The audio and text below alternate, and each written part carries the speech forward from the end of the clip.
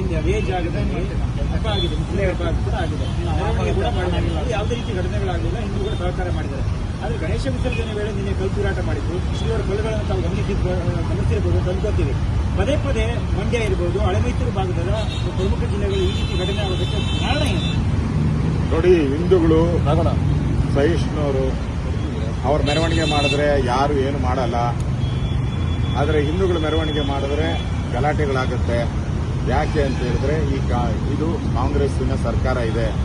ಯಾರೋ ಹೇಳಿದಾರಲ್ಲ, ಗುಲ್ಬರ್ಗಾದಲ್ಲಿ ಒಬ್ಬ ಹೇಳಿದ್ದಾರೆ, ಬೀದರಲ್ಲಿ ನಮ್ಮ ಮಂತ್ರಿಯೊಬ್ಬ ಹೇಳಿದ್ದಾರೆ, ನೀವು ಗೆದ್ದಿರೋದೇ ಕಾಂಗ್ರೆಸ್ ಅವರೆಲ್ಲ ಗೆದ್ದಿರೋದೇ ಮುಸಲ್ಮಾನರಿಂದ, ಅವರ ಅಡಿಯಾಳಾಗಿರಬೇಕು ಅನ್ನೋ ಭಾವನೆಯಿಂದ ಹೇಳಿದ್ದಾರೆ ಅವ್ರ ಮಾತುಗಳು. ಇದರಿಂದ ಅರ್ಥ ಮಾಡ್ಕೊಳ್ಳಿ, ಕರ್ನಾಟಕದಲ್ಲಿರುವಂಥ ಕಾಂಗ್ರೆಸ್ ಸರ್ಕಾರ ಹಿಂದೂ ವಿರೋಧಿ ಸರ್ಕಾರ. ಹಿಂದೂಗಳ ಮೇಲೆ ಲಾಠಿ ಚಾರ್ಜ್ ಮಾಡ್ತಾರೆ. ಗಣಪತಿ ಹಬ್ಬ ನಡೆಸೋಕೆ ಎಲ್ಲೂ ಅನುಮತಿ ಕೊಟ್ಟಿಲ್ಲ. ಡಿಜೆ ಹಾಕಬೇಡಿ, ಗಣಪತಿ ಕೂತಿಸಕ್ ಪರ್ಮಿಷನ್, ಪ್ರಸಾದ ಕೊಡಕ್ ಪರ್ಮಿಷನ್, ಬಿಡಕ್ ಪರ್ಮಿಷನ್, ಎಲ್ಲದಕ್ಕೂ ಪರ್ಮಿಷನ್. ಬೇರೆ ಧರ್ಮದವ್ರಿಗಾದ್ರೆ ಯಾವ ಪರ್ಮಿಷನ್ ಇಲ್ಲ.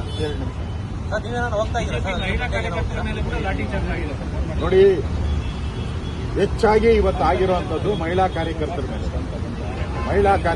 ಮೇಲೆ ಹೆಚ್ಚಾಗಿ ಇವತ್ತು ಮಹಿಳಾ ಕಾರ್ಯಕರ್ತರನ್ನೇ ಹಲ್ಲೆ ಮಾಡಿರ್ತಕ್ಕಂಥದ್ದು, ಹೊಡೆದಿರೋವಂಥದ್ದು ಎಲ್ಲ ಮಹಿಳಾ ಕಾರ್ಯಕರ್ತರು, ಮಹಿಳೆಯರು ಎಲ್ಲ.